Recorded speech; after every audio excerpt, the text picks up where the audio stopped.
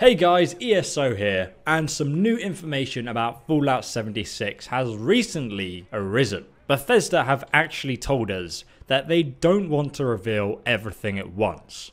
So you can expect them to be revealing more and more information coming up to the release date of Fallout 76. But there's actually a reason for this, guys, and I'll explain it in a moment.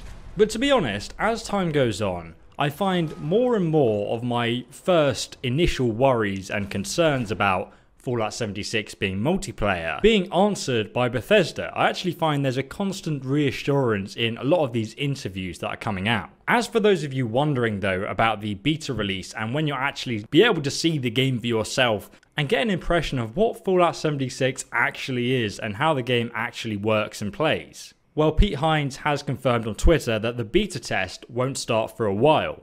In fact, in an interview he said this. Getting people to embrace, guys, this game is constantly going to be evolving and changing. It's going to change the days and weeks and months after launch all the time based on player feedback and what people are seeing. It's going to change a lot based on the beta and people playing in the beta. It's going to change a lot in the next month with us playing it internally and continuing to try, okay, now we tried this system a little like this. Okay, now it works like this. Which one feels better? Which one feels worse? So Bethesda have started their own testing of their own in-house closed beta. Pete has also said that this is going to be happening over at least the next month.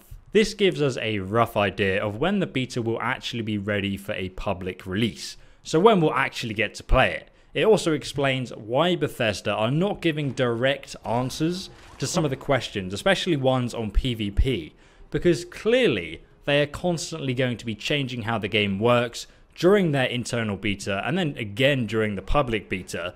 And that's something they say today could completely change tomorrow.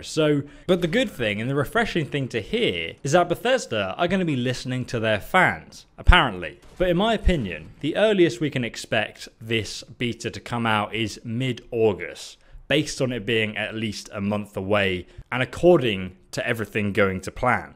But I think it's positive that Bethesda say that they will listen to fan feedback. But I think it's very, very positive that Bethesda are saying that they're going to listen to fan feedback and constantly be altering the game. And especially considering the majority of us are solo Fallout fans who are not all super into FPS shooter games, you can probably expect the game Fallout 76 to change for the better with Bethesda responding to our feedback. Because we don't want another Battle Royale game, Bethesda, please. And guys, I'm also going to be giving away a few copies of Fallout 76 on my Discord server. It's linked down below in the description. So if you do want to enter, make sure you subscribe to my channel and also hit that bell icon as well. And then YouTube will let you know whenever I post a new Fallout 76 update video. After you've done that, just click the link to my Discord channel in the description and you'll find the competition section where you can enter the giveaway just here. Now I want to talk about the settlement system in Fallout 76 because it's a feature of the game a lot of us either loved or hated. For those of you that loved it though, the settlement system is going to work like a pop-up camp. Your camp gives you a designated plot of land that you can then build within, and you can pack it up and move it wherever you like. It will also follow your character whenever you swap servers. So whenever you log into the game, even in a different server with your friends, your camp should always be in the same position. As soon as you spawn, your settlement's going to be where you left it. You just won't be allowed to build within certain locations that do not allow building because Bethesda don't want you to interfere with certain quests and, for example, build a massive wall in front of a doorway or ridiculous things like that. Imagine just leaving Vault 76 and just seeing a giant wall in front of you and you can't leave the spawn area. That's exactly what Bethesda doesn't want to happen. But here we also get some new information on exactly what happens if your settlement is destroyed by either a nuke, enemies, or another player. So once you assemble your camp, you can of course build defenses and structures to help fences and different kind of armaments to support and protect your camp. If someone comes along and decides to blow your camp up, they will have to engage in those defenses, which are very easy to build. The materials are readily available. And if someone does blow up your camp, people are very excited for Fallout 76. If someone does blow up your camp, then you are able to repair it very easily for very low cost, literally with a single button. The other thing I'd like to say about camps is that they're blueprinted. So when you go off a server and you come back on, if for some reason your camp can't respawn where you left it, it is blueprinted so you can very quickly place down the stuff you had already built. So a few points I want to pick out from here, guys. Firstly, I think it's a great idea that the cost of rebuilding your base is going to be very cheap. This basically means that it will be much less of an inconvenience to rebuild and repair.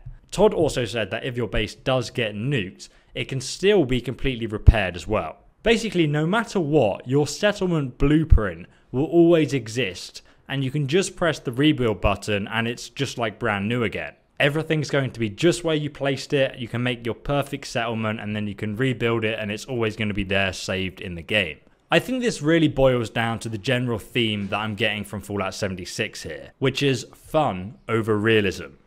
It's similar to how death works in Fallout 76. Basically, if you die, you lose nothing. You will keep all your items and everything, and then you can just pick a location you've already discovered to respawn at. And you can only be killed once by the same player unless you accept their challenge. And I think this combination of mechanics is really refreshing for anyone who's worried about Fallout 76 being a multiplayer game with other players trying to grief you.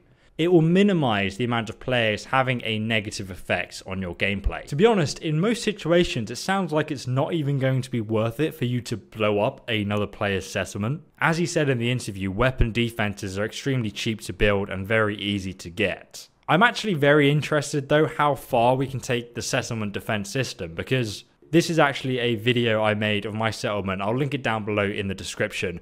But I basically built a settlement blimp in the sky.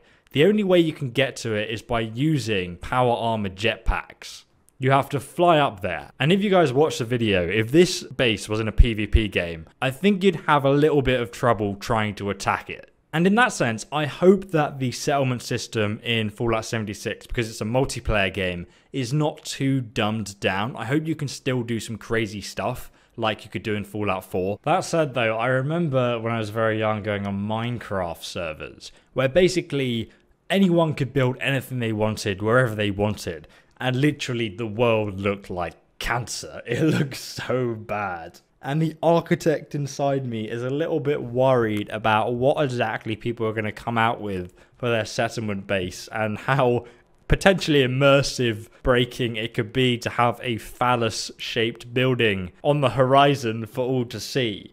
It's going to happen, guys, let's be honest. If you want to stay up to date with the latest Fallout 76 news, make sure you subscribe and also press that bell icon as well, and then YouTube will let you know whenever I post a new update video. But thank you very much for watching, guys. Really appreciate your support on all these videos. And also, my Fallout 4 livestream did really well as well. So thanks for stopping by and watching if you did. I'm definitely going to be picking that up next week. And we'll carry on pretty seamlessly until Fallout 76 actually comes out. So I'll see you there, guys. Goodbye.